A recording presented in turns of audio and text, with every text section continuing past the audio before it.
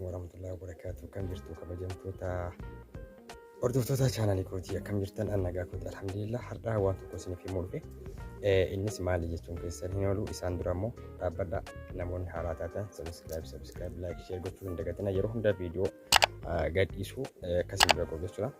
Kadhaa kanneen isiniif himuu dhufe namoonni alagaa adda addaa barbaadan bifa suuraa asirratti argitanuun alagaa doolaaba akkasumas komoodiinoo adda addaa jechuudha namoonni barbaadan na dubbisuu dandeessu karaa WhatsApp kootiitiin na dubbisuu dandeessu jechuudha. Akka fedha keessanitti akka isin barbaadanitti diizaayinii isin barbaadanitti kan isiniif hojjetamu ta'a jechuudha. Innis asirratti suuraa tokko isiniif mul'isa jechuudha iskiriinii irratti. Isa keessaallee yoo filattanii suuraa kaaftanii ergitanis isiniif hojjetama. Ammas immoo intarneetii irraa waan barbaadeera Facebook irraa Telegram irraa buuftanii yoo fidanis isiniif hojjetama jechuudha. Gatiin isaa meeqa yoo jettan karaa WhatsAppiitiin naan dubbachuu dandeessu jechuudha. Ani immoo warra waaqa hojjetan walis ni quunnamsiisa jechuudha. Eessa bakki hojjetan ammoo asuma gaariidha jechuudha. Kanaaf namoonni algaa fi doolaaba komboleettiisaa jechuudha. Bifa babbareedaa ta'een namoonni barbaadan na quunnamuu dandeessu isiniin jedha. Okkee walii gallee. Egaa hojjetoota kiyyaa amma dura waa hedduu isiniif himeetiin jira.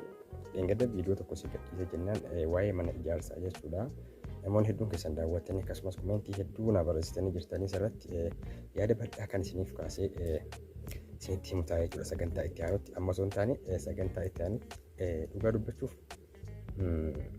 amma dubbachuu hin barbaadu waan baay'eedha. Ijoolleen biyya irraa jirtan baay'ee miidhamtanii jirtanii rakkattanii jirtan hin beekaa. Keessattuu waa'ee ijaarsa manaa irratti jechuudha. Kanaaf bal'inaan kanneen kaasee isinitti himu ta'a jechuudha.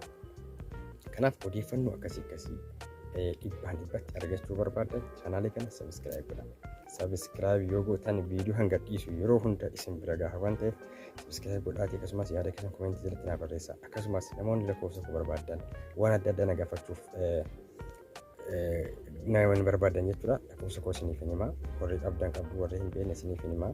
Lammaffaa hammootu waan meeshaalee adda addaa bittanii maatii keessaniif kennuu yookaan akka sarpiraayiziitiin erguu wal barbaadan jechuudha. Akkasumas quunnamuu dandeessu rakkoon tokko hin jiru. Amanamummaadhaan maatii keessanitti geessisaniif kenna jechuudha. Akkasumas jargee Arabiyaa Malleesii warra nama dura beeksisaa ture jechuudha. Namoonni maatii keessaniif hojjechiisuu barbaadan isinis na quunnamuu dandeessu. Eessaan si quunnamna hojjettan ammootu lakkoofsa koo duwwaa 9 dhageeffadhaa duwwaa 9 osoo hin taane duwwaa 25 koodii malee isiniif hin bahu waan ta'eef karaa WhatsAppiitiin na quunnamuu dandeessu. Duwwaa 25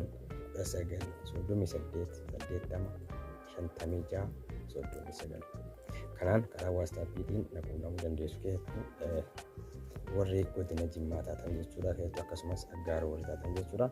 Kanaaf egaa waan isin barbaachisee an amma danda'etti isin jiraan jira.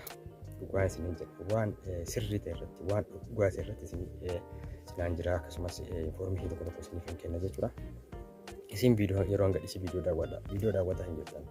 Wanta qira isin jiru maali beektu amma subscribe 6,300 gaheetiin jira galatoomaa garuu viidiyoo daawwataa hin jirtan. Viidiyoo daawwadhaa akkasumallee waliif sheerii godhaa wal fayyadaa jechuudha. Ana fayyadaa isin hin fayyadamtu waan ta'eef akkasii kabajamtoota kiyyaa egaa namoonni algaa fi doolaabii komoodiinoo komboleettii isaatiin barbaadan jechuudha. Silkeen amma isiniif himeen na quunnamuu dandeessu. Gatii isaa dubbatamee kan isiniif hojjetamu ta'a jechuudha. Qabdii ergattanii isiniif hojjetamuu hin danda'a. Akkasumas yookaan ammoo maatiin keessaniif qabdii isiniif kenne yeroo gabaabaa keessatti isiniif hojjetamuu danda'a waan ta'eef kanaaf ajajachuu dandeessu isiniin jedha. Isin jaalladha. Galatoomaa warri na hordofaa jirtan akkasumas warri na jabeessaa jirtan jechuudha. Ammallee hamileen keessan na barbaachisaa. Subscribe yeroo gabaabaa keessatti akkuma fudhannaa guutan abdiin qabaa. Ani immoo cimee akkan hojjedhee waan isin fayyadu irratti xiyyeeffadhe hojjedhuuf isin na cinaa dhaabbachuu qabdu isiniin jedha. Hanga viidiyoo biraatiin walitti deebinutti nagaan naaf turaa isiniin jedha. Kun YouTube keessan Aggaaroo Post odeeffannoolee adda addaa irraa argattamu waan ta'eef subscribe ammas subscribe godhaa. Yeroo gabaabaa keessatti akkuma fudhannaa guutuu qabdu isiniin jedha. Turtii gaarii lakkoofsa maatiin karaa WhatsAppiitiin na quunnamuu dandeessu.